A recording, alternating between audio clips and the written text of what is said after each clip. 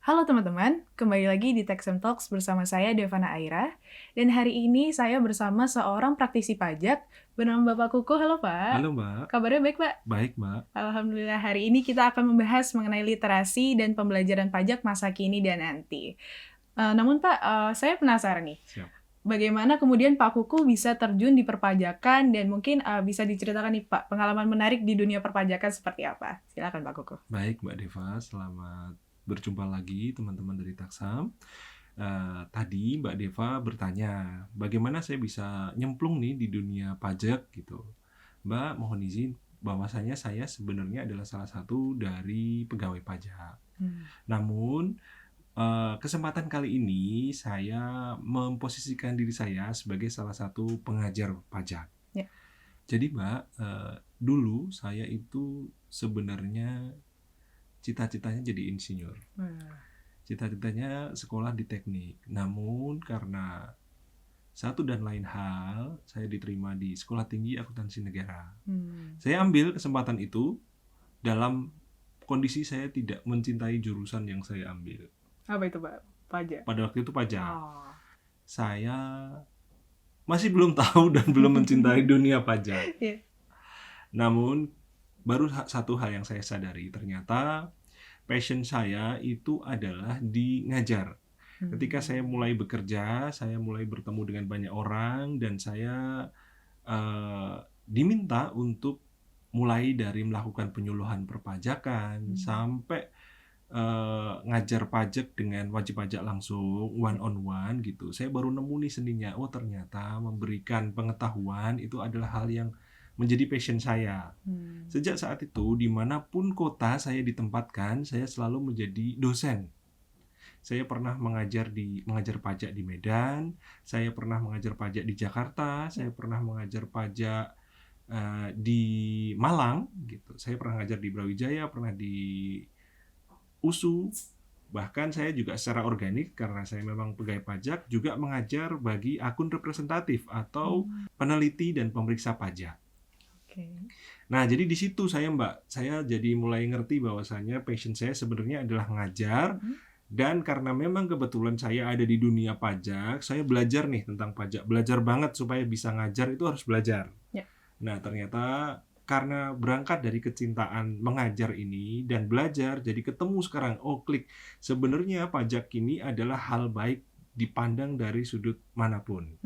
Dari sisi pajaknya, pajak itu adalah salah satu cara kita untuk berbagi kesejahteraan dengan orang lain, berbagi kesempatan dengan orang lain dengan cara kita membayar pajak. Ini bukan klise, benar. Karena apa? Kalau kita logika, sebenarnya membayar pajak itu ikhlas nggak ikhlas tetap harus dibayar. Betul. Jadi rugi kalau nggak ikhlas. Jadi ikhlaskan dan hitunglah dengan benar. Dan satu hal yang membuat saya semakin tertarik dengan dunia pajak dan cocok sama tema malam ini, Mbak Deva. Sebenarnya belum banyak orang yang paham dan mengerti tentang pajak secara utuh dan paham secara teknikal. Ya. Artinya yang mau saya gambarkan adalah masih banyak sekali peluang yang ada di dalam dunia perpajakan. Anda mau jadi apa saja. Wah, dan pada intinya menemukan passion itu ya sambil jalan ya Pak ya? Iya, ternyata nggak harus yang kita dari awal saya hobinya fotografi, saya harus pegang kamera. Ya. Ternyata setelah dipegang kamera dan ketemu, ternyata jagonya di bidang puisi misalnya, itu bisa saja gitu. Oh, menarik sekali nih Pak, dan mulia juga nih karena membagikan ilmu itu amalnya sangat banyak Pak. Dan ini Pak, terkait dengan pajak, tadi saya sempat dengar dari Pak Kuku bahwa pajak itu kan sebenarnya masih asing ya untuk teman-teman juga nih Pak. Tapi gimana kemudian pajak ini bisa menjadi menarik dan apakah sebenarnya belajar pajak itu perlu Pak? Siap. Kalau saya bilang sangat perlu. Kenapa? Setidaknya kita harus belajar dulu menjadi wajib pajak yang benar. Mbak, hampir semua orang pasti akan berusaha untuk mencukupi kehidupannya. Betul. Dengan bekerja dan berusaha. Artinya, kalau sekedar kita mau hidup dengan normal saja, apalagi kita mau kaya, otomatis akan ada penghasilan yang mengalir di kita dan keluarga kita. Ya. Nah, itu pasti ada pajaknya. Nah, jadi kalau dalam hal artian perlu atau tidak perlu, kenapa? Setidaknya kita harus paham dulu Kenapa saya harus bayar pajak? Berapa saya harus bayar pajak? Gitu. Nah, terlebih lagi saya bilang dari sejak awal tadi, sedikit levelnya meningkat ketika kita punya skill atau punya pengetahuan dan kemampuan di bidang ini, itu mahal karena belum banyak yang punya. Gitu. Itulah menariknya. Kenapa? Karena belum banyak yang punya, dan ini sebenarnya sejujurnya mau dibilang apapun membayar pajak atau pengetahuan tentang pajak, bagi sebagian besar itu nggak suka, nggak menarik, bukan hal yang langsung orang. Justru malah sebaliknya, banyak hal yang masih orang menganggap pajak itu adalah stigma negatif gitu. Melihatnya selalu, apa sih ini tukang palak negara ya gitu. Ya ada benernya kalau memang nggak ada aturan hukum yang jelas. Padahal pajak ini adalah aturannya sudah rigid. Tujuannya apa? Untuk pembangunan rakyat juga ya, Pak, ya. Gitu. Jadi satu, perlu menariknya di mana? Karena memang belum banyak orang yang tahu dan ngerti gitu. Celahnya masih banyak sekali gitu. Kalau kita mau masuk di profesi di bidang ini masih banyak sekali. Dan bukan uang kecil gitu. Kalau kita berbicara mengenai peluang ekonomi ya berprofesi di sini itu bukan uang kecil. Kenapa? Ya karena yang meng-hire, misalnya anggaplah kita jadi konsultan pajak atau penasihat pajak, itu adalah perusahaan-perusahaan gitu. Pastinya mereka akan rela sekedar hanya untuk mereka bisa bayar pajak dengan benar. Apalagi bisa membayar pajak lebih murah. Loh Pak, berarti ada sesuatu dong kong kali kong. Tidak seperti itu selalu. Bahwasanya membayar pajak lebih murah itu bisa legal. Namanya tax planning, perencanaan pajak gitu. Jadi masih belajar pajak itu perlu, menarik atau tidak? Ya sangat menarik. Kenapa menarik? Ya karena tadi peluangnya demikian besar di sini gitu. Dan pajak juga dijumpai di dalam kehidupan sehari-hari ya Pak. Betul. Ya. Bahkan kita makan aja kena pajak juga. Jadi malah menjadi pegangan untuk kita karena kita lebih tahu gitu. Nah Pak, ini untuk saya pribadi nih Pak, belajar pajak yang baik dan juga efektif itu seperti apa Pak? Mungkin boleh tips and triknya nih Pak. Baik Mbak, belajar pajak itu dibagi dua ya. Kalau kita mau sekedar pengen tahu atau sampai jadi expertnya. Kalau sekedar pengen tahu, bisa kita baca-baca aja. Karena memang literasi sekarang, apapun itu di dunia sekarang tersedia dengan mudah. Dengan gadget kita, dengan laptop atau komputer kita, semua bisa kita akses. Belajar apapun, termasuk pajak. Namun itu hanya terbatas untuk kita pengen tahu dan kita pengen ngerti apa sih kewajiban kita, berapa sih bayar kita. Namun kalau kita naikkan level kita sendiri, saya nggak cuma pengen tahu untuk saya ingin masuk dunia ini. Ya, harus disadari bahwasannya pajak adalah salah satu kecabangan ilmu ekonomi. Betul. Di dalamnya ada akuntansi, ada hukumnya gitu. Kalau kita bertanya bagaimana cara belajarnya, ya kita harus dekati literasi yang berhubungan dengan pajak. Setidaknya yang pertama adalah ekonomi dan akuntansi. Jangan khawatir, nggak harus selalu akuntansi yang advance, yang harus akuntansi yang dalam sampai belajar PSAK, belum sampai ke situ gitu. Nanti di sela-sela belajar, teman-teman akan tahu ternyata pajak itu caranya supaya kita nempel pengetahuannya adalah dengan cara simulasi terus-menerus. Dengan cara apa? Dengan cara latihan terus, bukan harus menghitung apa. Kadang-kadang kalau kita ketemu sama riddle atau tebak-tebakan itu asik. Nah, itu caranya adalah dengan simulasi gitu. Simulasi, cari kasus sebanyak-banyaknya, hubungi teman-teman, mau nggak saya kerjain dong pajakmu gitu. Nggak usah pakai fee deh, sekedar saya belajar aja supaya saya juga ketemu sama orang pajak dan tahu kasusnya seperti apa gitu. Jadi kalau saya konklusikan, yang pertama kalau kita mau sekedar pengen tahu, itu cukup dengan baca-baca gitu. Namun ketika kita mau lebih dalam lagi, pengen jadi praktisi atau orang yang ngerti atau yang punya skill, berangkat dari kita harus sering simulasi. Untuk bisa simulasi, kita harus punya sedikit-sedikit kulitnya lah. Hukumnya gimana, akuntansinya gimana gitu. Namun jangan langsung takut dulu. Saya dulu paling takut sama yang namanya akuntansi. Paling takut. Sampai sekarang kadang-kadang juga masih takut. Tapi ya sudah, saya harus ambil. Saya harus berani akuntansi gitu. Dan ternyata nggak harus saya yang paham bahwasanya apa itu koreksi fiskal, nggak harus, berangkat dari kecil-kecilnya dulu, yang namanya bagaimana sih memasukkan sebuah transaksi ini ke dalam buku besar, sekedar tahu gitu. Artinya learning by doing ya Pak ya? Betul, kalau memang mau lancar, karena memang kita akan belajar itu ketika kita nabrak kasus. Saya ini mau jualan sama orang luar negeri, ternyata ada bea keluar ya, baru ketemu saya. Nah, di situ belajar bea keluar apa. saya nih misalnya mau jualan kain ke Batam, loh ternyata di Batam itu kita nggak perlu tarik pajak loh sama orang Batam. Nah ini baru tahu. Nah harus sering-sering kayak gitu simulasi, ketemu kasus, baru kita nanti akan punya pemahaman yang utuh bahwasanya oh ternyata negara ini menyelenggarakan perpajakannya tuh maunya seperti ini toh. Oh ada tujuannya ternyata kenapa PPNBM untuk minuman keras tuh mahal.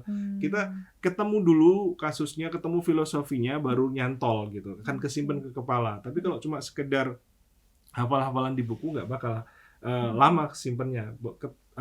Kita harus sering simulasi, ketemu kasus, baru nanti nyantol di kepala. Dan jamin pengetahuan ketika kita nabrak kasus itu akan berharga. Someday seseorang akan bertanya kepada Anda, gimana sih caranya gitu. Dan udah tahu nih karena udah pernah. Udah pernah. Iya, betul, betul. Lalu Pak, berkaitan dengan literasi tadi nih. Sebenarnya di mana teman-teman nanti bisa menemukan literasi tentang perpajakan? Misalnya tadi di internet, tapi apakah ada kekhususan nih, terutama dari Bapak yang udah tahu nih banyak literasi tentang perpajakan, mungkin bisa di-share ke teman-teman. Mbak Deva, sebenarnya dunia pendidikan Indonesia belum menganggap inklusi pajak itu hal yang penting gitu. Padahal kayak Mbak Deva omongin tadi, hampir semua hal itu berkaitan sama pajak. Mau makan, mau sekolah, mau belanja, semua ada pajaknya gitu. Betul. Tapi lihatlah belum ada bahkan studi akupunktur aja ada. Namun pajak itu sedikit sekali. Yang sudah lahir dan mulai menjamur di Indonesia itu pendidikan advokasi perpajakan. Sekolah D3 pajak itu sudah mulai banyak saya bilang ya. Artinya memang belum sebanyak fakultas yang lain. Jadi sebenarnya dunia pendidikan di Indonesia belum melihat pajak sebagai sesuatu yang perlu dipelajari dari kecil gitu. Belum merupakan sebuah potensi yang menjanjikan untuk dijadikan tempat sekolah. Padahal sebenarnya potensinya besar tuh kalau memang ada yang sekolah di situ. Saya sendiri sebenarnya punya cita-cita, someday saya punya institut perpajakan gitu, khusus pajak gitu. Nah, Mbak Deva tadi bertanya, Pak, aku kalau mau belajar pajak tuh cari pengetahuannya dari mana gitu. Nah, ini sebenarnya saya masih susah menjawab. Kenapa seperti itu ya tadi bahwasanya sebenarnya belum ada loh kalau kita mau belajar secara institusional gitu. Namun kalau kita lihat sebagai ini adalah sebuah peluang gitu. Ya memang peluang, artinya kitalah yang harus pandai-pandai cari literasi. Kalau saya sarankan, kalau mau mulai belajar pajak, itu kita ambil beberapa lembaga yang memang menyelenggarakan pendidikan perpajakan. Kalau brevet, memang itu arahnya kita mau jadi berprofesi di situ ya, anggap saja konsultansi pajak gitu. Kalau itu brevet namanya. Namun ada beberapa pusat studi perpajakan, mohon maaf saya nggak bisa sebutin merek, dan mungkin salah satunya ini mungkin salah satunya Taksam gitu, yang memang konsentrasi perpajakannya ada gitu. Jadi ngambilnya dari situ gitu, lembaga-lembaga perpajakan yang memang studinya pajak. Nggak cuma Taksam ya, ada Bupajak ya, ada banyak ya. Artinya kalau kita mau berangkat cari literasi dari situ. Even saya sebenarnya kalau mau cari aturan perpajakan, saya nggak cuma lari ke direktori hukum pajak di Kementerian Keuangan. Bukan, saya akan nyarinya malah ke pihak ketiga. Kenapa? Karena saya merasa perlu sebagai aparatur perpajakan, kalau saya posisikan sebagai aparatur, saya perlu insight dari orang lain. Bagaimana pihak ketiga melihat aturan ini? Contoh misalnya ada kenaikan tarif PPN gitu. Kalau di tempat saya secara resmi itu nanti bunyinya gini, PPN naik 11%. Dasar hukumnya ini, kenapa itu terjadi adalah seperti ini. Tapi ketika saya masuk ke tadi yang saya bilang pusat studi perpajakan yang berbasis internet dan multimedia yang mereka punya, itu nanti insight-nya lebih lengkap bahwasanya sebenarnya sektor yang paling diuntungkan dari naiknya PPN ini, sektor yang paling dirugikan adalah ini gitu. Mereka sendiri ngalami dan mereka nulis gitu. Jadi kalau mau carilah pusat studi perpajakan yang interaktif. Yang mereka buka percakapan di situ. Kenapa? Karena insight itu yang sebenarnya kita butuhkan. Kan tadi saya bilang kita harus nabrak kasus dulu, baru bisa dapat pencerahan lebih gitu. Insight. Jadi kemana Pak belajar pajak yang paling bagus? Kalau sekarang kalau mau belajar sekolah ya tadi di sekolah vokasi, di S1 yang perpajakan. Tapi kalau memang mau awalan ya silahkan lihat studi perpajakan. Mau langsung silahkan brevet. Karena apa? Lihat ini bukti bahwasanya betapa dunia ini sangat terbuka. Mbak tahu nggak, untuk bisa praktek dokter tuh harus S sarjana kedokteran. harus Esket esket dulu, baru dia Koas. sekolah profesi. Oh iya betul. Ya, sekolah apa? Jadi gelar dokternya nanti ada yang namanya koas dan segala macamnya. Pajak nggak kayak gitu. Dari profesi apapun Anda punya punya pernah ikut brevet, nggak usah ikut brevet pun nggak apa-apa, baca aja, ikut ujian sertifikasi konsultan pajak, lulus bisa berpraktek. Bayangkan betapa sebenarnya kalau kita mau kita mau eager gitu, kita mau hardcore gitu, bahkan itu nggak ada syarat harus S1 dari mana akuntansi, no.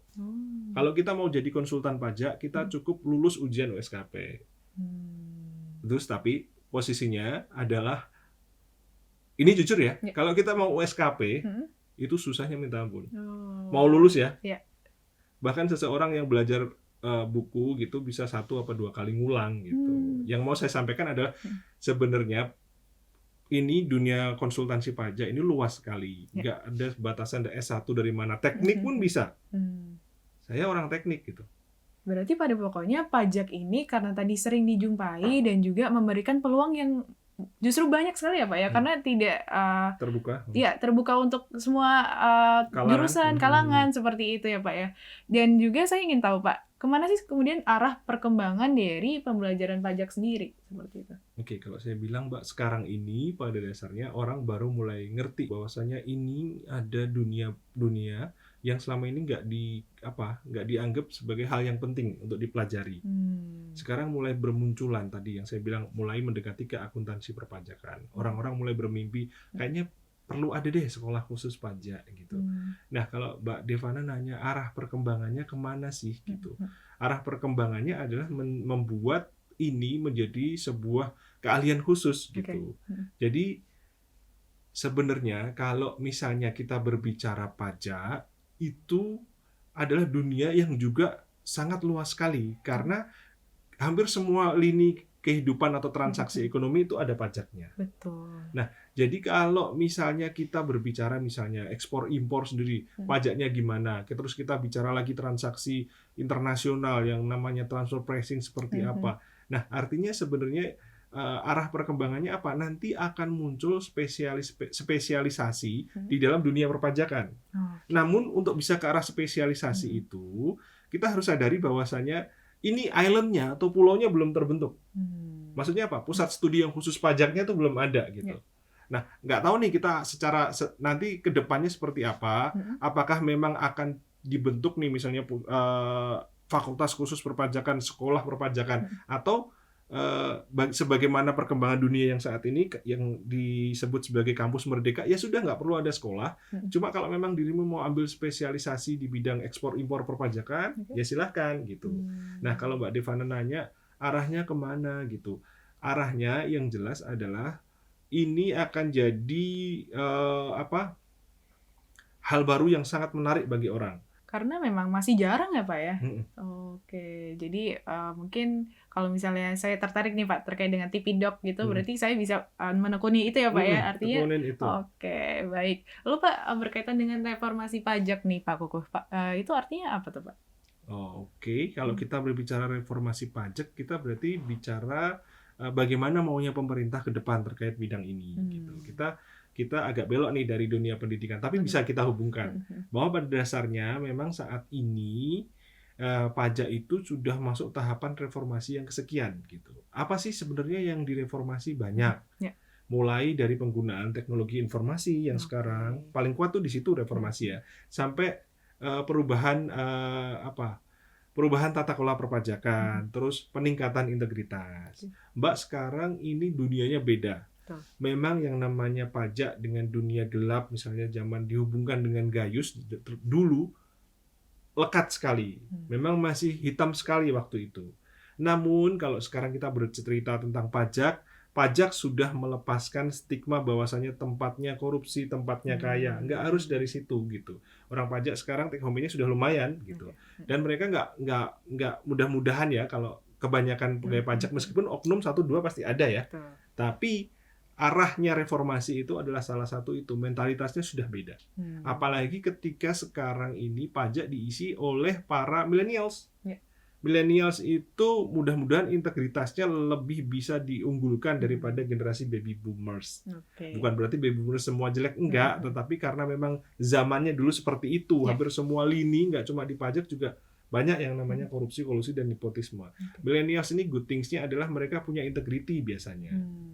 Namun memang karena secara etika dan senioritasnya beda. Kalau zaman dulu orang lewat tuh pasti gini-gini gitu. Kalau sekarang anak muda di pajak itu nggak kayak gitu sama seniornya gitu. Tapi mereka juga dijamin bahwasanya nggak akan yang terima suap, nggak akan macam-macam gitu. Nah itu reformasi integritas ya. Ada juga reformasi yang kita berbicara mengenai hukum. Mbak Deva, ini kebetulan kita dapat Ibu Menteri, dapat rezimnya pemerintahan yang memang concern juga di pajak. 2 tahun ini sudah lahir 2 peraturan yang gede. Sebenarnya kalau boleh dibilang ini apa ya, pedangnya reformasi. How can? Bahwasanya undang-undang pajak itu yang seperti ini, yang gede dan menggelegar itu lahir di tahun 83 dan 84. Sekarang baru terulang dengan munculnya yang namanya Omnibus Law, yang meskipun sekarang lagi diuji di Mahkamah Konstitusi ya. Namun yang sekarang berjalan itu yang namanya Undang-Undang HPP, Harmonisasi Peraturan Perpajakan. 2 peraturan yang gede itu membuktikan bahwasanya memang pemerintah itu concern banget sama yang namanya pajak. Gitu. Betul. Nah, itu adalah salah satu reformasi juga bahwasanya sekarang pemerintah memberikan aturan yang adil buat semua, buat aparat pajak dan buat wajib pajak, lebih adil dan lebih terbuka gitu. Bahkan penarifan pajaknya yang ada di dalam undang-undang itu juga sangat fleksibel sekali melihat kondisi perekonomian. Kadang-kadang negara bisa menurunkan pajak hanya dengan peraturan pemerintah atau peraturan Menteri Keuangan, juga bisa menaikkannya tergantung bagaimana pemerintah melihat. Bahwasanya pajak ini kan nggak cuma untuk pembiayaan ya, ada untuk reguleran, untuk pengaturan gitu. Tapi kalau ditanya reformasi pajak ini sebenarnya apa sih yang menjadi concern-nya aparatur? Tentunya adalah penggunaan teknologi informasi. Gitu. Berarti tadi kalau misalnya reformasi pajak dari reformasi integritasnya ya Pak ya, dan kemudian hukum, tadi udah ada lahir 2 aturan hukum baru, Omnibus Law dan juga HPP seperti itu, dan yang terakhir adalah berkaitan dengan teknologi informasi. Nah ini yang menarik nih Pak, karena Pak Kukun sudah berkecimpung di dunia perpajakan itu sangat lama dan pasti sudah update lah terkait dengan perubahan-perubahan di perpajakan ini. Nah, yang ingin saya tanyakan Pak, seperti apa nih pajak diadministrasikan baik dulu ataupun sekarang? Baik. Kaitannya sama teknologi informasi ya Mbak ya? Oke. Mbak, sekarang ini boleh dibilang seluruh pelaporan pajak itu tidak lagi menggunakan kertas. Kalau misalnya masih ditemui, misalnya ada perusahaan yang menerbitkan bukti potong menggunakan kertas, itu ada 2 kemungkinannya. Dia memang sangat suka yang namanya kertas, sehingga kalau nggak ada kertasnya dianggap nggak ada buktinya. Dia masih suka yang stempel-stempel, atau dia nggak tahu bahwasanya sekarang ada yang namanya e-Bupot. Nah jadi kalau Mbak Deva bertanya bagaimana pajak dulu dan sekarang diadministrasikan, sebenarnya disitulah bahwasanya saat ini demikian juga dengan Direktorat Jenderal Pajak itu sudah menggunakan teknologi informasi di dalam mengadministrasikan pajaknya. Hampir seluruh SPT itu ada E di depannya. SPT 21, ISPT orang pribadi, ISPT VPN, e-faktur, e-Bupot, artinya sudah dielektronifikasi. Artinya aparatur perpajakan sekarang berusaha meninggalkan rezim kertas. Sebenarnya apa keunggulannya dengan meninggalkan rezim kertas adalah satu, ya kalau kita sebut go green adalah hanya salah satunya. Namun lebih ke bahwasanya ketika kita menggunakan yang namanya elektronifikasi, itu basis data tersimpan dengan lebih efisien dan efektif, bisa kita panggil kapan saja. Tahun lalu kita mempekerjakan berapa orang yang kita gaji, berapa pajaknya itu bisa dipanggil. Kalau kertas kita harus rekap semua dulu. Tapi kalau dengan data elektronik kita akan mudah memanggilnya. Salah satu lagi keunggulan yang sampai sekarang saya senang banget gitu, sebagai pengajar dan sebagai praktisi dan sebagai salah satu aparat, itu yang paling saya suka itu adalah adanya yang namanya cloud server DJP. Contoh yang paling rigid itu adalah e-faktur. Oke. Bagaimana aparatur perpajakan itu menghubungkan antara pajak keluaran dan pajak masukan di satu server. Dulu itu orang memasukkan faktur pajak itu mudah sekali karena masih pakai kertas. Betul. Kertas di KPP sana direkap dulu baru ditanya ini dari KPP sini ada nggak ini gitu. Tapi kalau sekarang misalnya kita jualan langsung kita upload pajak keluarannya. Dari sisi yang satunya ketika mau klaim itu pajak masukannya harus nyari dulu di server. Ada cantolannya baru boleh. Artinya memang real time online dihubungkan dengan aplikasi yang namanya e-faktur gitu. Itu adalah salah satu bukti bahwasanya teknologi informasi tidak hanya mempermudah tetapi juga memberikan jaring keamanan juga mengurangi tindak pidana perpajakan. Balik lagi tadi, kalau dulu kertas, sekarang arahnya itu menggunakan basis data.